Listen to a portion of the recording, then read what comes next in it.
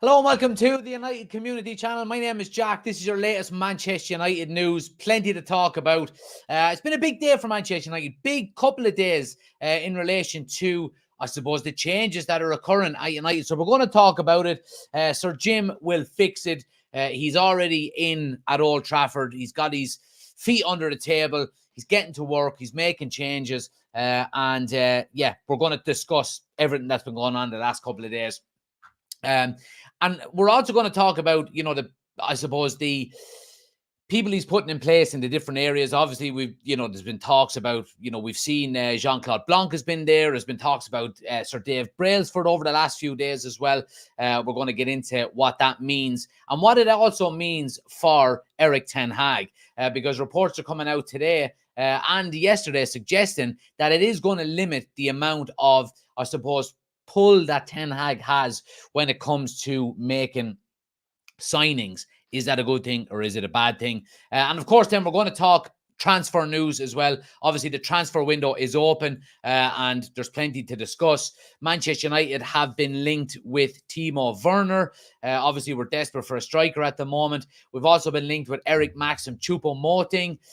And big news coming out in relation to a player maybe closer to home for United in the Premier League is Elise of Crystal Palace. United are being linked with it as well. We've got some competition from Liverpool. So we're going to talk all things about that as well. I do also want to talk a little bit about Andre Onana, because he is going to the AFCON, but he's going at a different time than we thought he was going, and it's all a bit up in the air. We don't really know what's going on. Well, we do. We've got a bit of clarity on it. And some good news about a contract extension for a defender as well that we'll talk about. Get your comments in as usual, guys. Please smash a like on the video if you haven't already done so. Hit the subscribe button if you're new. Anybody watching on TikTok as well, if you want to get over to YouTube, all the articles we're talking about, we have them up on the screen as well. You can follow along with us. Link is on my homepage. Head over there, hit subscribe, get involved. Who have we got in? Ben is in. Good to see you. Sean is there as well. We've got MM. Who else have we got? Jordan is in. Brian is there as well. Good to see you guys. Get your thoughts in as always. But anyway, look, we're going to start with, of course, the big changes that are going on at United at the moment, and it's in relation to Jim Ratcliffe. As we've seen, Radcliffe was at Carrington today. He did meet Erik Ten Hag and the players for the first time since his investment was announced. He also spoke to staff at the training ground, as well as having 2 more hours of meetings at Old Trafford. He's already doing more than the Glazers have done in 19 years in terms of, feet under the table, getting involved. And it's good news. It's positive news. Look, obviously we go back to what we've said on multiple occasions since Jim Ratcliffe has been announced as the winner of this so-called race is we wanted a full sale. Of course we did. And we wanted, the Glazers out completely. But I think it is, and I'll double down because I've said this before. I think Jim Ratcliffe coming in and getting full control over the football inside of Manchester United can only be a positive for the club. It really, really can. He's coming in with his own ideas. He's coming in with his own people. And he's coming in with, what have we said before that Manchester United are lacking in all aspects of the club? The best in class, and I sound like Gary Neville when I'm saying that because, that's a term he's been using for a few years now. But he's right. And all of the names that are being suggested are supposedly the best in class in them areas. Jean-Claude Blanc has been pictured with Jim Ratcliffe already at Old Trafford this week. He is a marketing director, a marketing genius, CEO, kind of, all-round business operator. And we know what he's done, we've gone through this before, and the certain aspects that, he has throughout his sporting career or his background in sport. Obviously, he's been at Juventus. He's overseen a very difficult period for them when they got relegated to the 3rd tier and brought them all the way back up. He was part of the backroom team there. We also seen what he'd done with PSG then and turned them into a kind of a global brand with, the likes of Air Jordan sponsoring them and celebrities endorsing the jerseys and all that kind of stuff. So he's the best in class, you would say, in relation to that aspect of, Manchester United and in terms of building the brand and exposure, the global fan base, so on and so forth. However, I suppose over the last few days, the majority of the I suppose spotlight in terms of who he's bringing in, because again he's been fought with him and there's been a lot of talk about him, is this guy, Sir Dave Brailsford. And look, this guy, a lot of people I've seen over the past few days have been saying, and it's even been said by former footballers, you know, on the likes of Talk Talk Sport, you know, that this guy is a cyclist. You know, he's overseen, you know, Tour de France's and so on. He's overseen, I suppose, the improvements and the, you know, the direction at which these kind of sporting projects go in. This guy is not going to be on the training ground with a bunch of cones, you know, telling fucking Bruno Fernandes, this is how you hit it. You know, that's not going to be the case. This guy is all about how to get the best out of teams, how to get the best out of players, how to improve in terms of technology, in terms of facilities, in terms of everything that's needed to improve and maybe get that extra 1% out of players is this guy. However, there has been worries whether he is actually going to be fully hands-on, because he is currently working for Nice. But this report suggests that despite Ineos's ventures into various sports, Sir Dave Brailsford's full-time focus will be Manchester United. Ineos also own Nice, but it's believed that 4 years of oversight, the strong structures established, will allow Brailsford to commit all of his energy to the project at Manchester United. It's good news. Of course, it's good news. And it's needed, you know, because the last thing Manchester United need is for Jim Ratcliffe to be appointing people behind the scenes in very important roles to be there, you know, 2 days a week. You know, I mean, that's not going to get Manchester United back and turn it around and you know, put proper systems and structures in place. Whoever is going in and taking over these roles is going to have to be on it, and they're going to have to be on it 7 days a week, you know, 25 hours a day. Because if they're not, you know, it's going to be a very difficult job. It's going to be a very difficult job. And we already know how difficult the job is going to be for Manchester United. And in terms of, you know, reestablishing, I won't say dominance, because I don't think that's going to be the case anymore, but getting us turned and going in the right direction, you know, doing the right thing, setting the standards, so on and so forth. And I think that's very, very important. Warren says he's a fan, which is already an improvement. Needs to not be scared of making big calls, cut out the rot, and get us pushing back where the club belongs. Absolutely. Making big calls is vital. I did read a report today as well suggesting that he's looking to cut up to 30 million in the wage budget for Manchester United as well, which again, I am all for. You know, I think we've been overpaying players for far too long. I think players coming in should be rewarded for, you know, sustained quality throughout the team. You know, we've seen, for example, Marcus Rashford had one unbelievable season last year, and he gets a brand new contract, highest paid player in the club, and look what he's doing this season. You know, I don't know, has the game, you know, progressed so far that, you know, you can offer contracts based on performance? I don't think that's the case. I think you would find it very hard to get players to sign if that was the case. But yeah, absolutely, I'm all for Jim Ratcliffe coming in and making these changes. Ben says it's a nice change to have someone in, not just to take money out of the club. Exactly, and a good point about that as well is that in the 25% agreement that Jim Ratcliffe has with the Glazers, it has been agreed that dividends will not be taken out of the club for 3 years, which is very good. So the Glazers can't put their hands into the Man United pocket and pull out money again.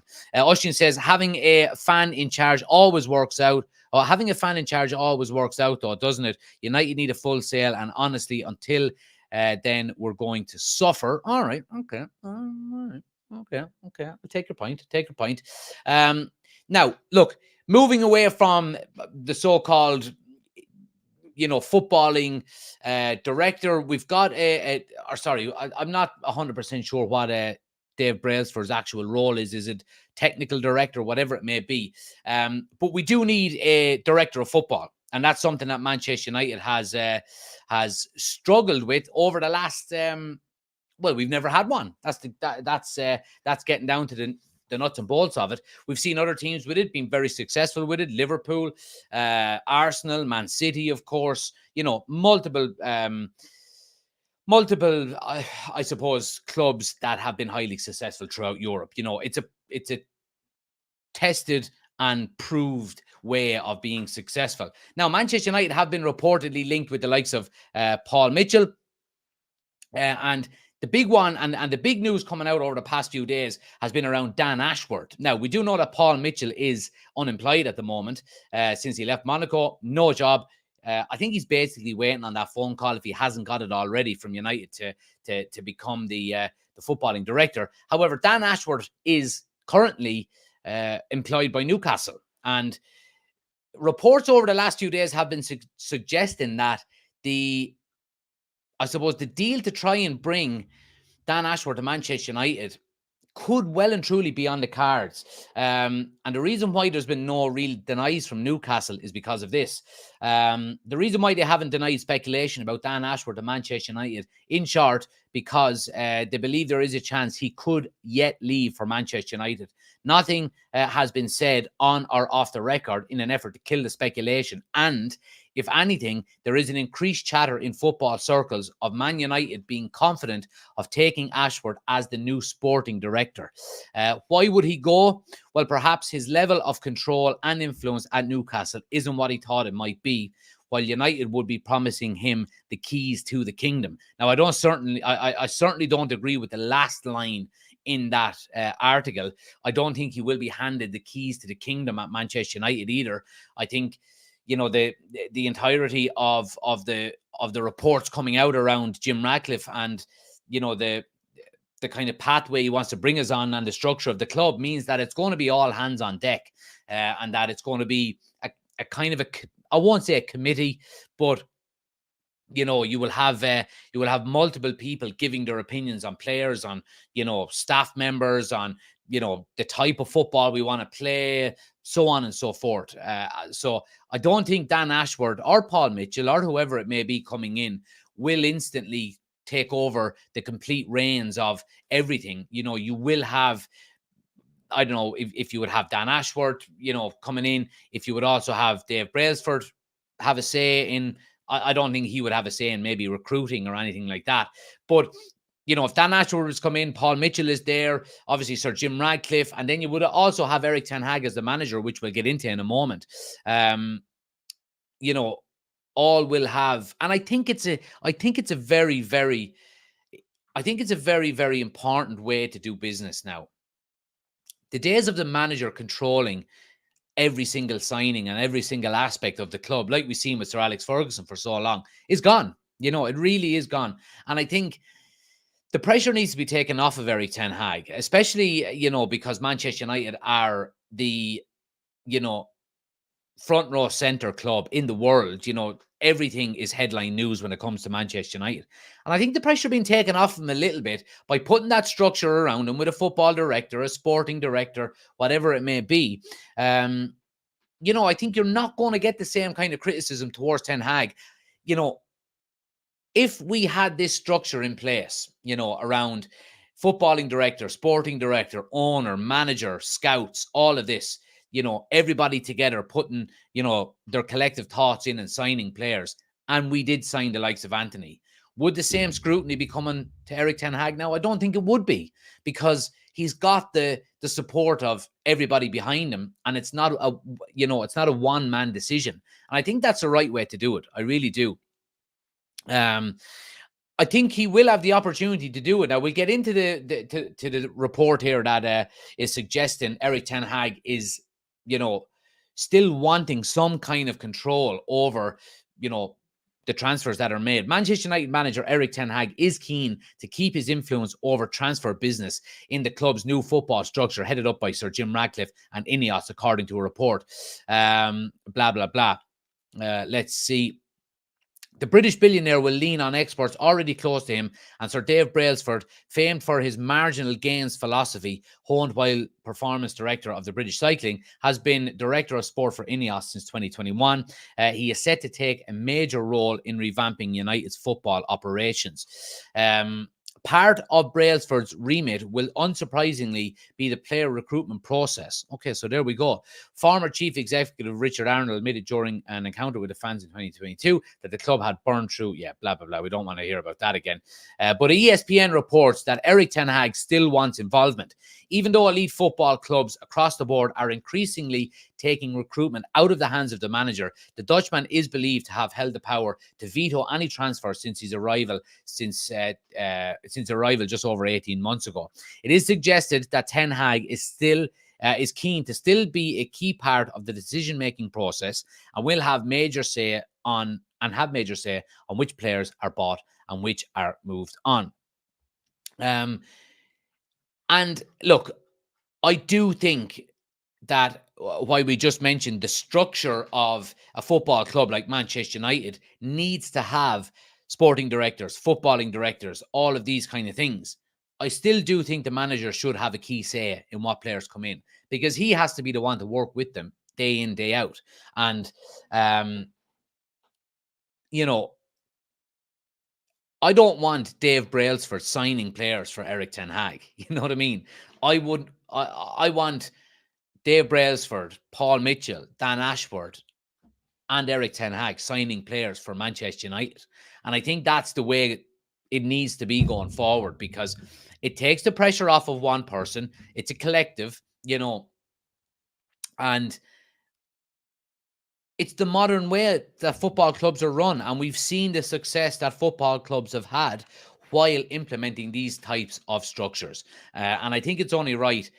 We've said this already, that, when Jim Ratcliffe was announced, and I think the overall consensus from United fans is that if a good structure is put in place for Erik Ten Hag to succeed, he will succeed, but it all has to be going in the one direction. We need scouting departments. We've got scouting departments. But my point being is that I think more than anything else, we need to identify a type of player that we want to play for Manchester United. We've seen what the likes of Jurgen Klopp has done with Liverpool. High intensity, high pressing type of players, full of energy. That's the type of player he wants. Liverpool signed them players for him. And I'm sure there has been times where, Liverpool have said, the sporting directors or whoever's on that kind of player recruitment committee have said, what about this player? And Klopp has gone, no way. And I think that will be the case if Ten Hag is given the time under the supposed new structure at Manchester United. Oshin says, I think Director of Football will allow Ten Hag the opportunity to do his job better. It's not Football Manager 24 anymore. Absolutely. He also says Glazers were still stuck in the Sir Alex Ferguson bubble, which probably was on the way out even as he was there. Sad for a club that was so cutting edge and leading from the front to now be playing catch up. Absolutely. And that is down to the Glazers. I do believe that, better businessmen and better footballing people would have spotted this long before Sir Alex Ferguson was leaving. That, okay, while Sir Alex Ferguson is here, we need to have, a plan in place that when he does leave, you're our sporting director, you're our, CEO, you're our so on and so forth, and have that structure ready to go. And if that was the case, I think we wouldn't have seen the decline that we've had over the last 10 years, because you would have just gone in to all hands on deck mode rather than, you look at it, you take Alex Ferguson out and put David Moyes in, and then all of a sudden David Moyes was looking to sign this player, that player, the other player, and the board were going, no, you're not, what are you doing? No, we can't get you any of them. We're useless at, negotiating, blah, blah, blah. And all he gets is Fellaini. So, I think it's, that's a good point as well. Niall says, Erik Ten Hag should given him a list of names, and it should be up to the rest to get the best deals without usual overpaying fees and wages. Now, I agree slightly with that, Niall.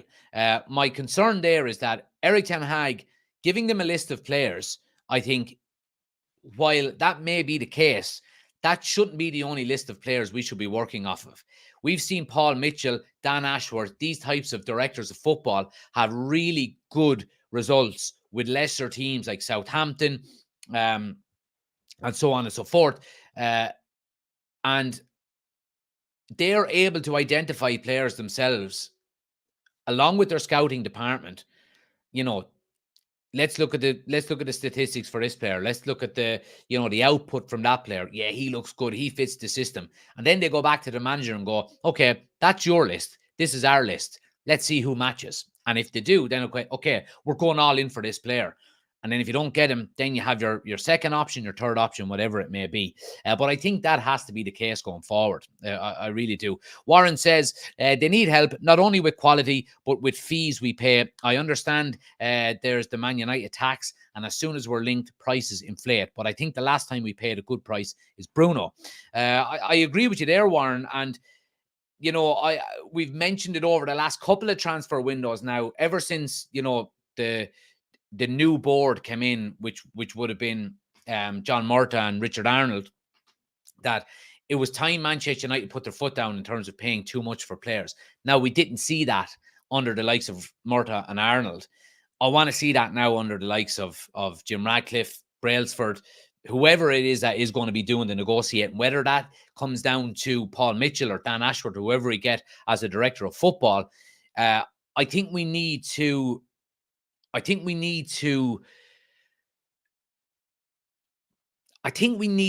not be taken advantage of as much in the transfer window. And if that means losing out on our first choice player or our second choice player for a couple of transfer windows, then I think that will stand us in good stead going forward. And I've mentioned this a few times over the last few transfer windows. I would rather not get a player because we said we're not overpaying. And I wouldn't mind that happening a couple of times, in the next couple of transfer windows, because it means, okay, well, maybe Man United are not going to get taken advantage of anymore. And if we do go looking for Erasmus Highland again in the future, they're not going to go, oh, fucking touch, here come United. They're going to go, all right, these guys are not going to get taken advantage of. There's no one else looking at this player. These are, really keen.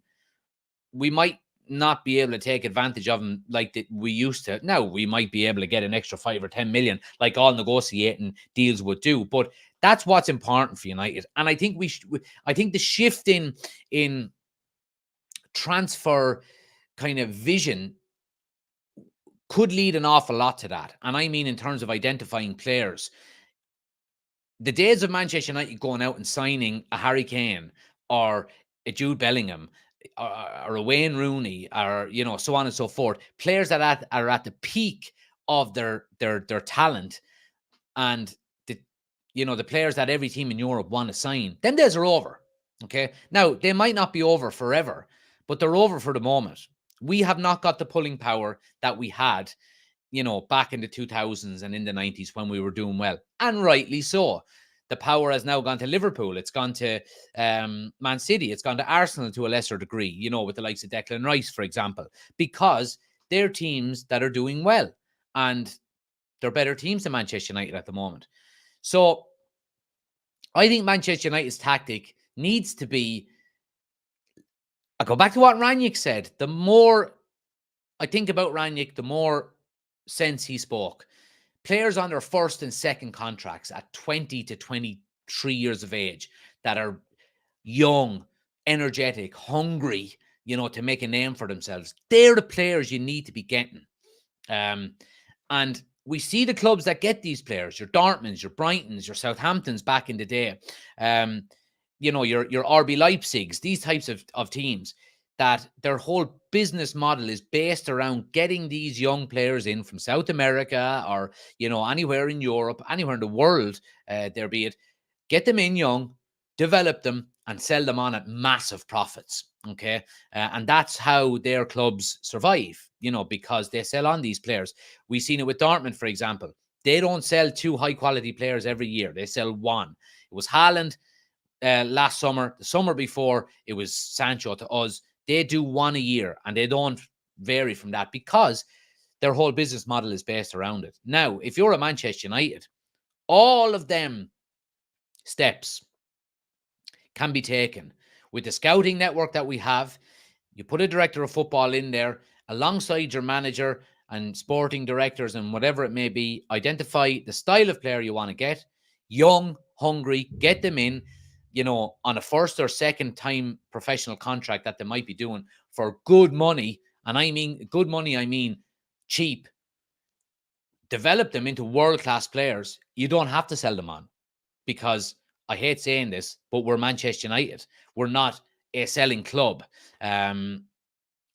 So, yeah, I mean, that's the way a lot of these clubs have been successful. And all you have to do as a Manchester United, owner or director or CEO or manager, whatever it may be, and everybody together, is follow them steps without the last step of selling. And it works. You know what I mean? It just works. Let's see. Oshin says, I just hope they can all get on the same page. I still believe Eric Ten Hag is the right man, and I'd hate to see him go over an ego clash. Yeah, so would I.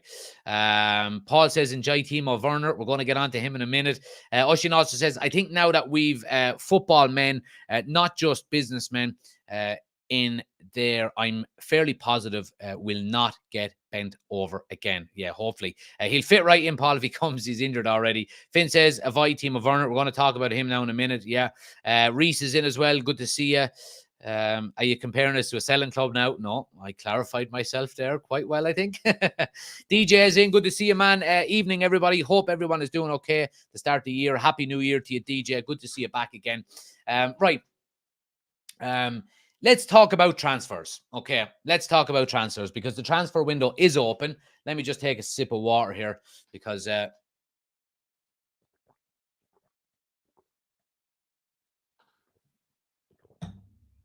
see what people are saying on TikTok before we get into transfers.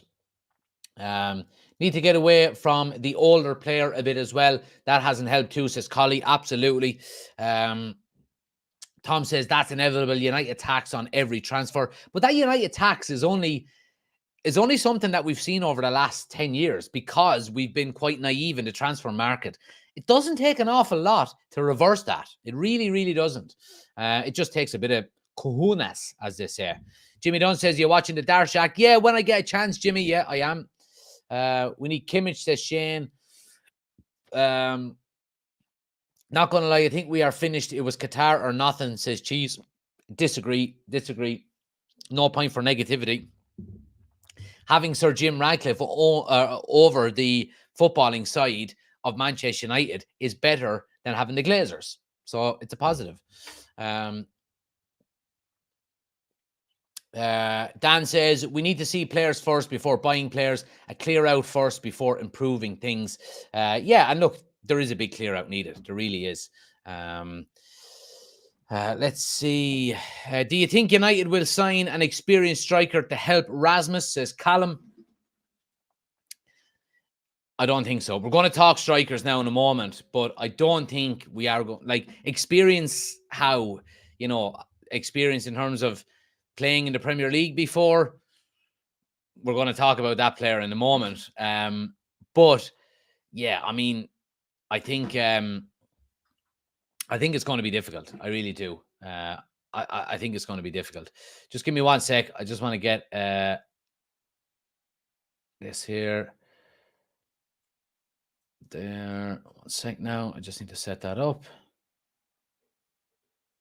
Oh, there we go.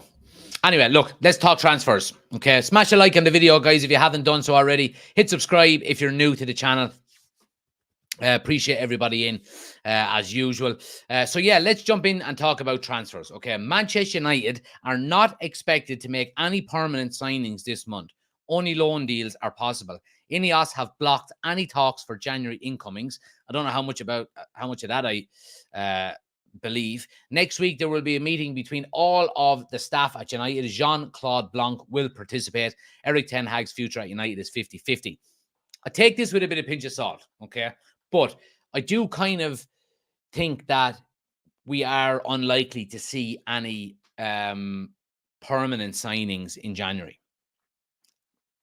And the reason being is we are not, Jim Ratcliffe's 25% has not been ratified yet.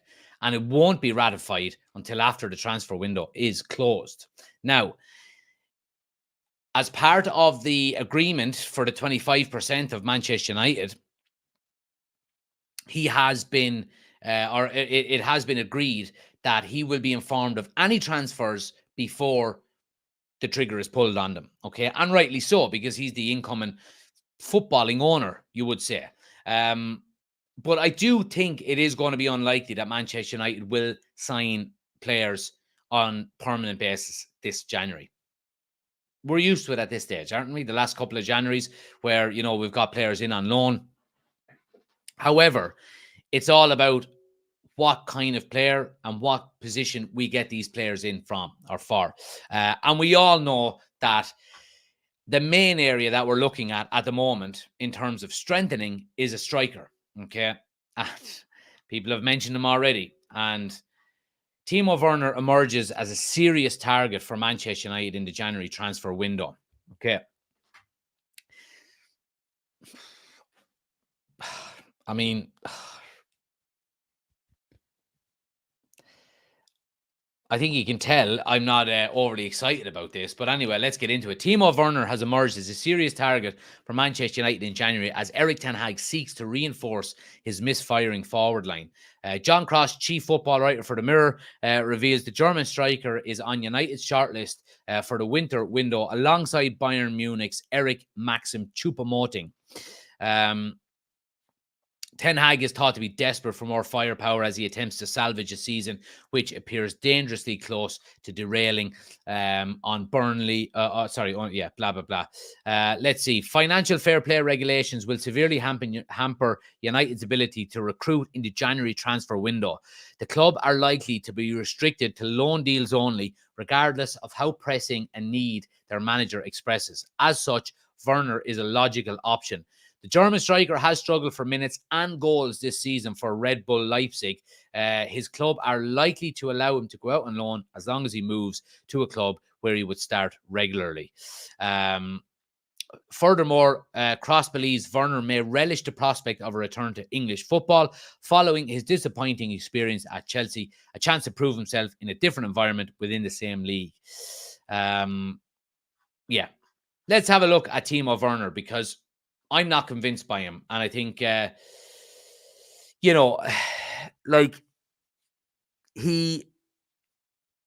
had a really good spell before he arrived at Chelsea. Okay. He then arrives at Chelsea, literally does nothing for a couple of years and goes back to RB Leipzig. And he's done nothing since he went back there either. And that's my concern. What is he going to do coming to Manchester United? Now, is he going to be coming in as the main striker? Absolutely not. Is he going to be coming in as a rotation striker with Rasmus Højlund? More than likely. Okay. But let's just break down the stats that we've got here. Okay. Because they don't make for good reading. They really don't. He's played 14 games so far this season and he scored 2 goals in 368 minutes. Now, if you look at 368 divided by 14, it's a goal. What? Oh, no, sorry. I apologize. 368 divided by 14. He averages 26 minutes per game. Okay. So it doesn't make for good reading. It really doesn't. Now, if we look at the games he's played, he's been on the bench. He's been out for injury. If we go down here, he's been in the starting 11 twice. He's been a substitute on 6 occasions, on the bench 4, and injured 4. Okay, and he scored 2 goals, one against Cologne and one against Borussia Mönchengladbach. He's had a couple of injuries, which are not good either. One has kept him out for, I suppose only 2 weeks, 2.5 weeks, 3 weeks maybe. Timo Werner doesn't set the world alight for me, really doesn't. And I would be surprised if he does for anybody else. Just the air of nervousness about him when he played for Chelsea, the body language, I'd never seen him, muscle someone off of a ball, really going in and trying to get a goal. Yeah, he doesn't fill me full of confidence if he is to be the guy that's coming in. Eric Choupo-Moting, on the other hand, obviously we're looking at like Timo Werner is 27. You would say he's in his prime.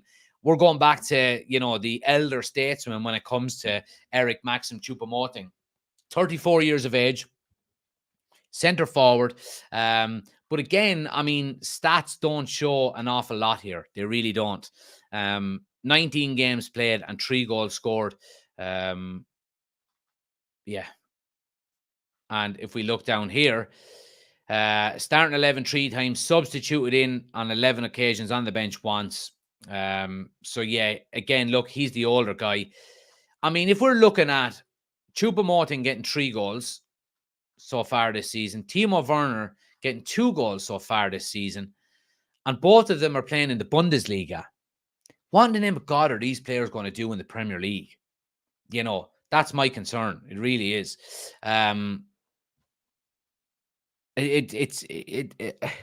We're in for, I think we're in for a couple of, well, certainly this transfer window, and hopefully it will be the last transfer window.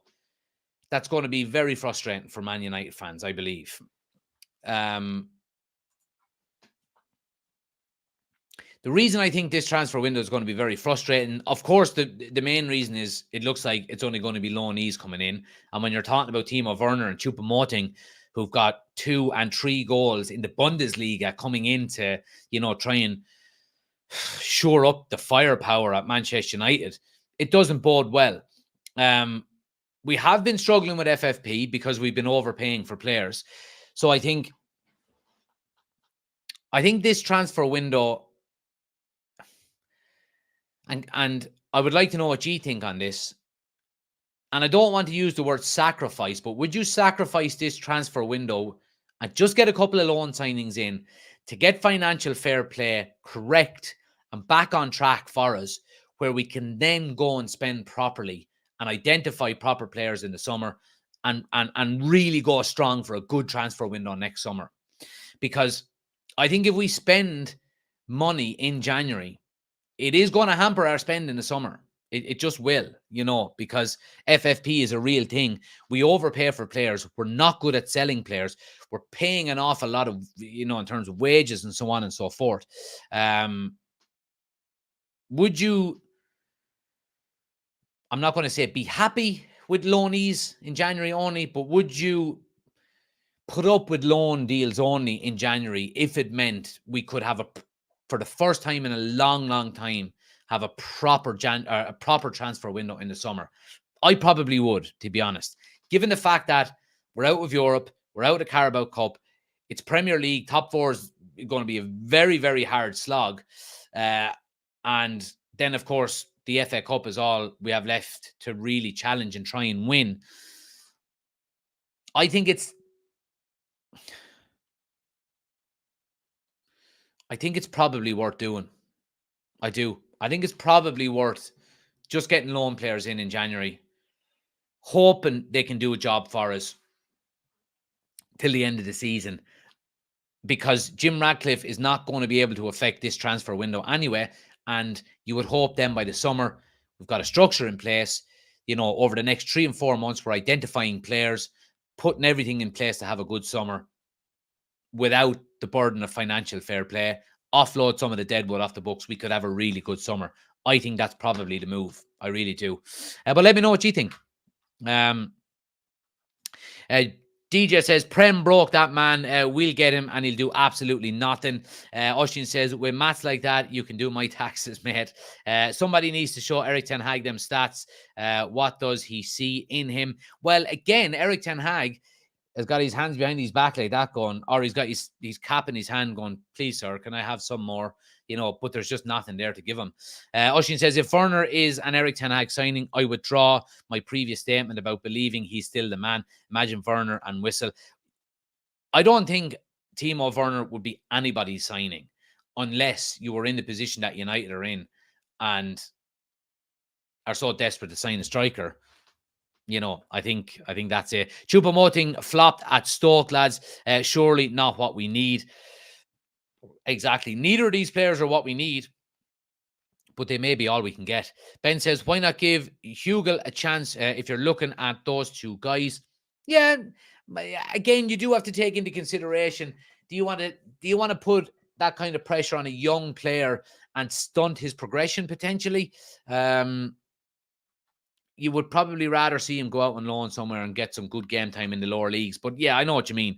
The January transfer window is like the January sales in the shops, clearing out all the leftovers. It's a gamble, but we have to gamble. That's a great comment. I love it, Finn. Yeah, really hits the nail on the head, in fairness. If we get the right type of loanees, yes, Werner and Choupo-Moting are not that. Exactly. But the issue is, what real good loanees can you get? That's the issue. You might as well bring back Vout, says Niall. Rooney was a young player too. If you're good enough, you're old enough. Rooney was a fucking animal, though. Rooney was an animal, in fairness. Anyway, look, let's move it on. And let's talk about a little bit, in terms of more positivity in terms of signings. Michael says, surprised we've not had Morata at some point over the years. The amount of strikers we've had, I know. Doesn't matter who we bring in, says Chelsea. Still not good enough. Well, that's untrue, because it does matter who you bring in. If you bring in good players and you do that enough, then you will be good enough. You know what I mean? Let's talk about this guy, Olise of Crystal Palace. Man United are looking to hijack Liverpool's transfer mission as they want Premier League star as one of Radcliffe's first signings. Now, before I get too carried away, this is not for January. This is for the summer, okay? This is for the summer. Olise has been linked with moves to Man United and Liverpool. Man United want to make Crystal Palace winger Mikel. Is it Mikel or Michael? I think it's Mikel Olise, one of the first signings of the Sir Jim Ratcliffe era at the club, according to reports. Let's see. There are reports that Ten Haag wants as many as 3 signings this January to get Man United back on track. It was announced, blah, blah, blah. That's all dirt. Let's see. A report on Tuesday claimed that Ten Hag has demanded that he can still veto transfers, which was apparently written into his original contract when Radcliffe and Sir Dave Brailsford take the hands-on role at Manchester United. A move for Olise has been ruled out in January, but United have identified the 22-year-old as a transfer target ahead of a planned overhaul of their squad at the end of the season. Olise's unknown release clause will come into effect in the summer transfer window after he signed a new 4-year deal in August, but is likely to be significantly more than the 35 million release clause in his previous Palace contract. Radcliffe and Brailsford see Olise as a player who could help revitalise United's woeful attack, with the Red Devils only scoring 22 Premier League goals this term. Football Insider reported earlier this week that Liverpool are also interested in the Palace winger, with the Reds on a recent transfer mission and have sent scouts to regularly watch the 22-year-old. So there we go. Now, I mean, you're talking chalk and cheese here. If we're going from Timo Werner and Choupo-Moting to Olise, he has just signed a new contract in August. Okay, so what's that? September, October, November, December, 4 months ago. His previous contract had a 35 million release clause in it. So you're probably looking at minimum 50 million release clause in this guy's contract. You would have to say. Obviously, we will find out in the summer. But if we're talking about, Timo Werner and Choupo-Moting, guys who are not playing in the Premier League at the moment and scoring 2 and 3 goals, and we look at Olise's stats this season, chalk and cheese, 9 games in the Premier League, 5 goals. Bang. There you go. No messing about. 5 goals in the Premier League. If we're looking at 675 minutes divided by 5, a goal every 135 minutes. You know what I mean? So a goal every game and a half, basically, which is unreal. And when you think about it, he's been injured for 11 games so far this season. He was injured on the 12th of August, didn't return until the 4th of November. Come back then, scored against Luton, scored against Man City, scored against Brighton. That was an assist. Scored against Chelsea and got 2 against Brentford only a few days back. Started in 11 games, substituting 2, and injured for 11. So, I mean, his stats are good. Good player, knows the Premier League. And I think if Manchester United, could get a deal for him done, then I think he would be a very successful signing for Manchester United. And the key is, look at that. Look at that, what I'm highlighting there.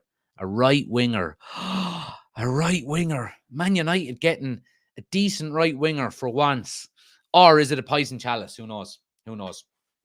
But anyway, time will tell over the coming weeks and months. But I think reports of United, I want to see more of that. More reports linking us to good players like Olise. Because I think they're the players they're the type of players we need. I feel Olise is a smokescreen to sign a new contract with a higher release clause. Says Ushin. Well, he just signed a new one in August, and I think Liverpool and Man United are. If the player is being linked with the likes of Liverpool and United and so on and so forth, is he really going to sit down and sign a new contract? Probably not. Probably not, especially if you only signed a new one back in August. Moving on then, guys, let's talk about some outgoings. I suppose technically it is an outgoing for Manchester United, and it's in relation to Andre Onana.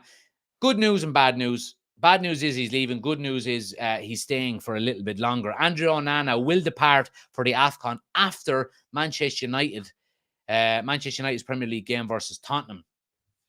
The decision was made after an agreement was reached between all parties involved, as per The Athletic. It means Onana will now be available to play in United's FA Cup third round game against Wigan Athletic on Monday, before Spurs come to Old Trafford 6 days later. The Reds will be aiming to progress, blah, blah, blah, blah, blah.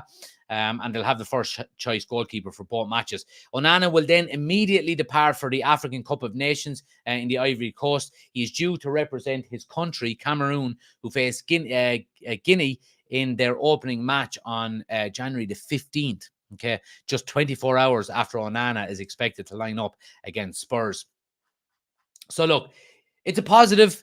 It's a bit of a kind of, and it's a bit just, like what, he signed on the basis that he was retired from international football. He then comes out of retirement. He then says he's going to the AFCON. He then says he wants to maybe stay just for the Wigan game.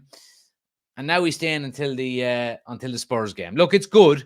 It's good. But what it does mean is that when it comes to Binder getting game time and, potentially, let me just have a look here and see the games that Binder will actually be in the goal for United. Let me drag this over here and put it there. So, yeah, I mean, he's going to be there for Wolves and he's going to be there for West Ham. I mean, looking at them fixtures, when is Onana potentially going to be back? I don't know if it says it here.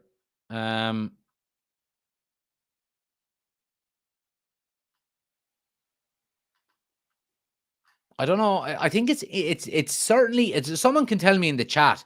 Adam, thanks for the gifts. Much appreciated. I think someone can tell me in the chat if Onana gets all the way to the final. Right, let me just check. AFCON final date. The final is to be played on the 11th.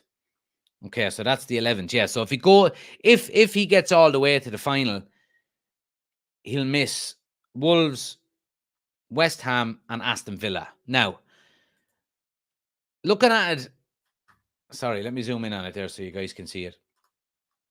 There we go. So he's going to miss Wolves, he's going to miss West Ham, and Aston Villa. Now, my argument here is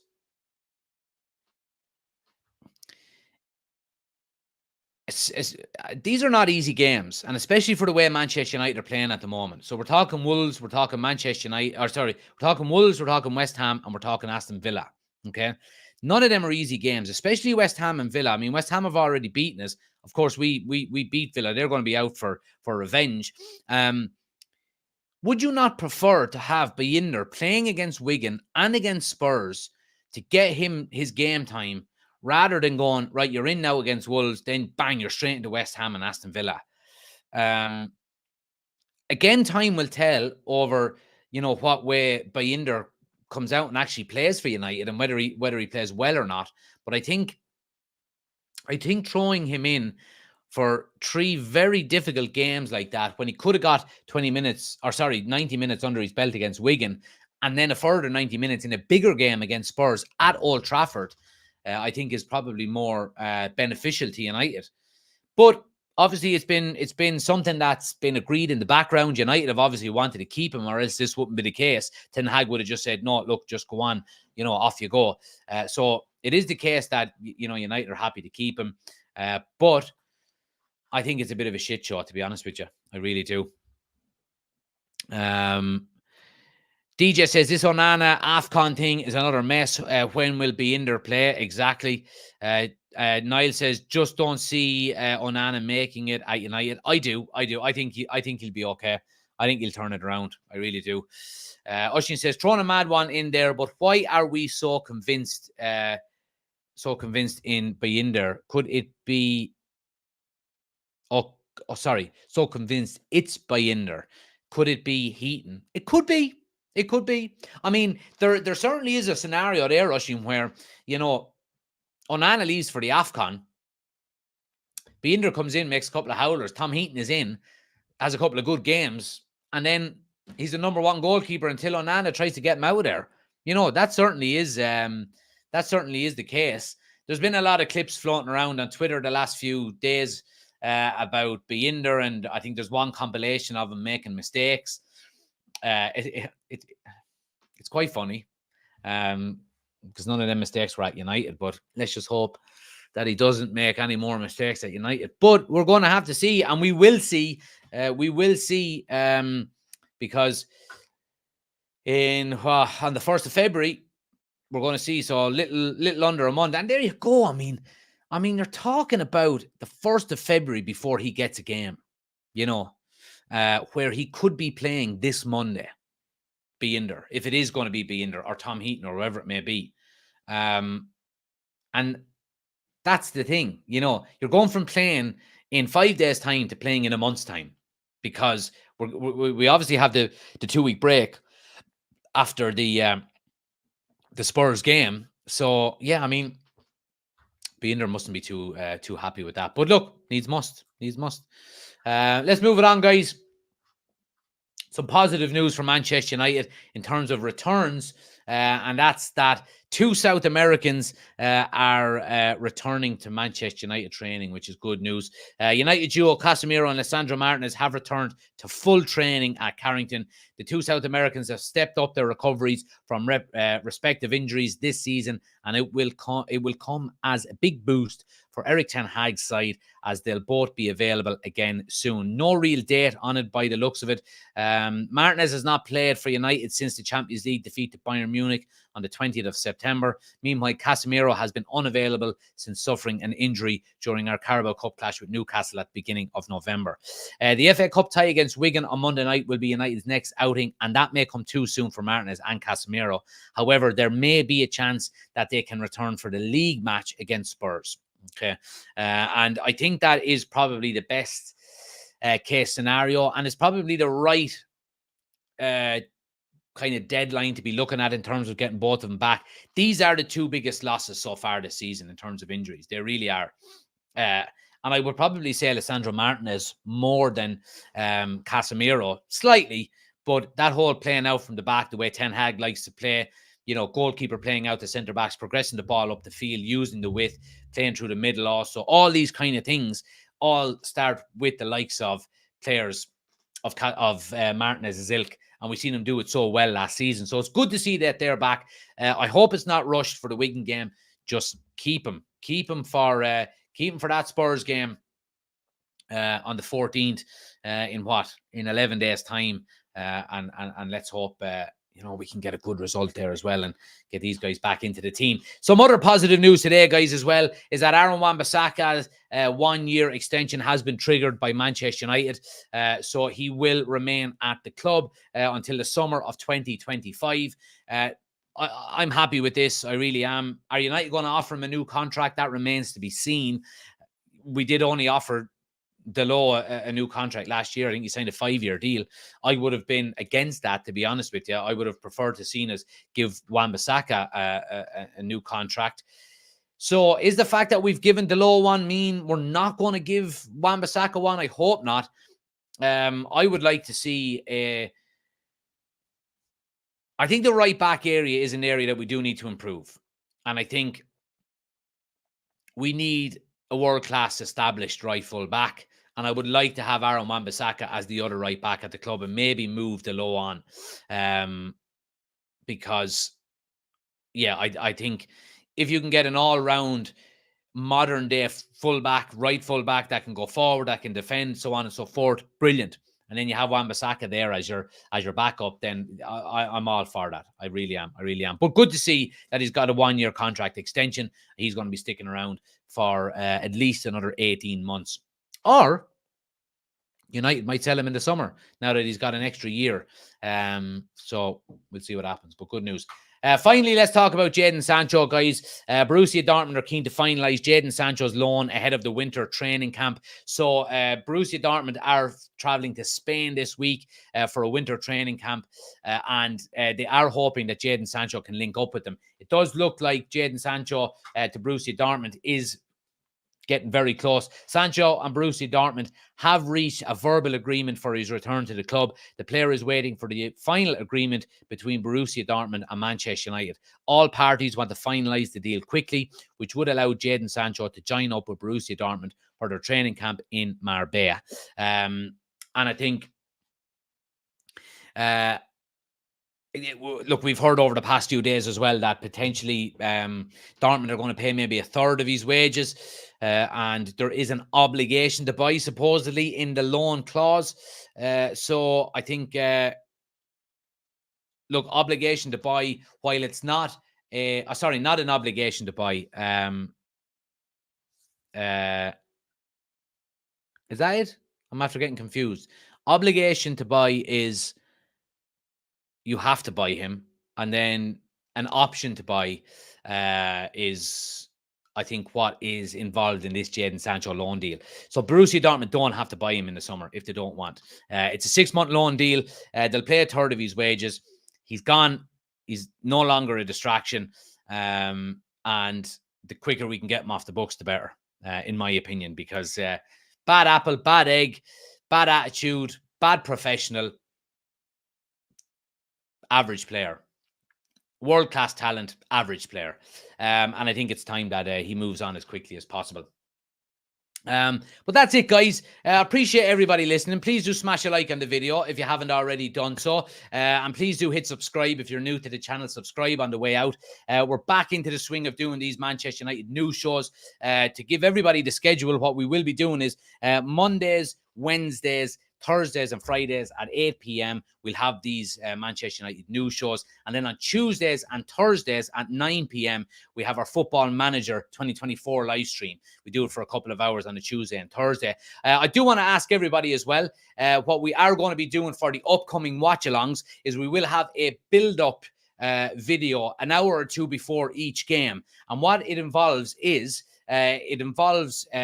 any channel member that wishes to get involved, just take out your phone, put it in landscape, and record yourself for 30 to 60 seconds about your match preview, what way you think we're going to set up, starting 11, score predictions, what you want to see, so on and so forth. And you can email it to United Community Channel at outlook.com. Send it to me. I'm going to put them all together, and I'm going to put it up as a video an hour or two before the game, and we'll have it as a match build-up, and we're going to try and do that every day for every game. So if anybody wants to get involved, just take out your phone, put it in landscape, record yourself for 60 seconds, giving your match preview, your score predictions, all that stuff. Send it to United Community Channel at outlook.com, and I'll put them all together. Try and get them to me before Sunday, so Saturday evening, if you can. If you want to do it, get them to me before then. I'll put them all together on Sunday, and then, of course, I'll upload it as a video on Monday, maybe an hour before the game, just to get a bit of excitement going. So yeah, appreciate it. Anybody on TikTok, if you want to do the same, get over to YouTube. Link is on the homepage. Head over there and hit subscribe. That's where we do the majority of our content as well. So please help us out that way as well. We're on the road to 10,000 subscribers, and the subscriber count is flying up. I have to say, we're closing in on 7,000 subscribers. We're going to try and hit 10,000 before the end of the season.